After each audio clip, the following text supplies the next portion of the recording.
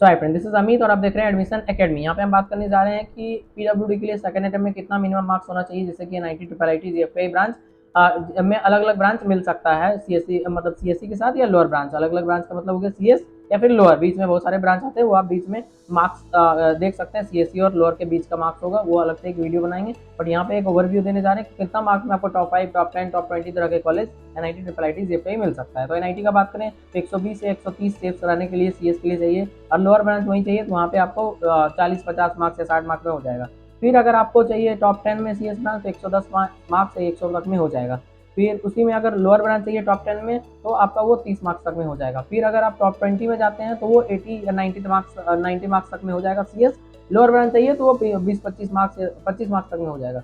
फिर अगर आपको लोअर 90 में सीएस चाहिए तो उसके लिए आपको अराउंड 60-70 मार्क्स चाहिए, और उसके लिए आपका जो लोअर ब्रांच में अगर कट ऑफ देखें तो वो 15 मार्क्स से भी हो जाएगा, 15-20 मार्क्स में, क्योंकि उसका डिमांड बहुत कम है। इसी तरह से ट्रिपल आईटी का बात करें, ट्रिपल आईटी में लोअर ब्रांच कुछ नहीं होता है, सीएस आईटी ईसी होता है। उसके लिए एक कंबाइंड कट ऑफ बता रहे हैं हम। टॉप 5 में अगर आपको जाना है तो 100 मार्क्स, टॉप 10 में जाना है 80 मार्क्स, और अगर आपको टॉप 20 में जाना है तो इवन 40-50 तक में हो जाएगा, और अगर लोअर में जाना है तो 30 मार्क्स तक में भी हो जाएगा या 25 तक में भी आपका काम हो जाएगा। ये होगा ट्रिपल आईटी कॉलेज का। जीएफटी की बात करें 60 में आपको टॉप 5 हो जाएगा सीएस, 40 में आपको टॉप 10 हो जाएगा, 20 में आपका जो है 20 हो जाएगा, और 15-10 मार्क्स में भी आपका लोअर हो जाएगा। ये जीएफटीआई में सीएस का बात की है। लोअर ब्रांच किसी भी मार्क्स में हो जाएगा, उसका डिमांड है ही नहीं, कोई लेता नहीं है, खाली रहता सीट, आप चाहें तो उसमें जा सकते हैं अगर आपका रिजल्ट एकदम खराब है तो। ये हो गया कंप्लीट इन्फॉर्मेशन पीडब्ल्यूडी के लिए। अगर आपको कंप्लीट मेंटरशिप एंड गाइडेंस चाहिए अभी से एडमिशन तक, उसके लिए आप जुड़ सकते हैं। अभी से एडमिशन तक के लिए हम गाइड करेंगे, तो नेक्स्ट सेक्शन वीडियो का उसमें आप डिटेल चेक कर पाएंगे। Thank you.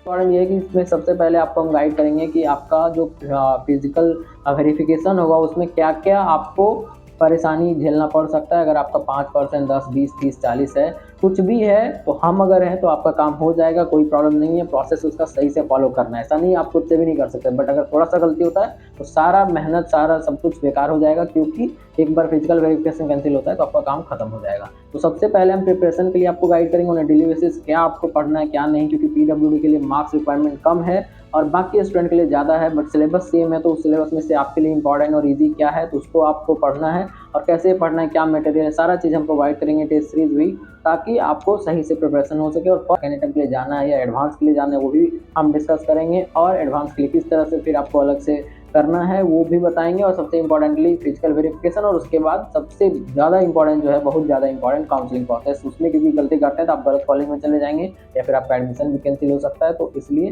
कंप्लीट गाइडेंस जो है कॉलेज सिलेक्शन का वो भी हम देंगे, चॉइस फिलिंग, डिसीजन मेकिंग, सारे कुछ जो होता है, डॉक्यूमेंट वेरिफिकेशन, मतलब कहने का मतलब अभी से लेकर एडमिशन तक एज ए सेकेंड पेरेंट हम काम करेंगे आपके लिए, ताकि आपको कोई प्रॉब्लम ना हो सके जब तक कि आप कॉलेज में चले ना जाएं।